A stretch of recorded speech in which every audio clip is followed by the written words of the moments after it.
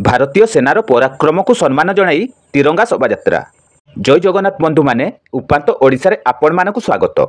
पाकिस्तान द्वारा करा जायतिबा आतंकवाद कार्यकलाप विरुद्ध रे भारतीय सेनार पराक्रम और ऑपरेशन सिंदूर सफलता को सम्मान जणाई खणी सहर बड़बिल एक विशाल तिरंगा शोभायात्रार आयोजन करा जायतिला।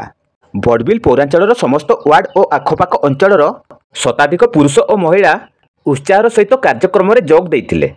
केन्दुझर सांसद अनंत नायक, चंपुआ उपजिलापाल उमाकांत परिडा, बड़बिल तहसिलदार राकेश कुमार पंडा, पौर निर्वाही अधिकारी रमेश चंद्र नायक, बड़बिल थाना अधिकारी अशोक कुमार नायक, बड़बिल अंचल विभिन्न स्वेच्छासेवी संगठन यथा प्रयास ग्रुप, ख्रिस्टिया कमिटी, अंजुमान इस्लामिया, बड़बिल अंचल विभिन्न युव और महिला गोष्ठी शोभायात्रा सामिल होइतिले। बड़बिल विकास मॉल ठारू विभिन्न देशात्मक नारा देई एही तिरंगा शोभायात्रा बाहरी गुरुद्वारा छक, मेडिकल छक, महांत बस्ती, भोला गैरेज, बाटा छक, अटल बिहारी छक होई विकास मॉल ठारे समाप्त होइतिला।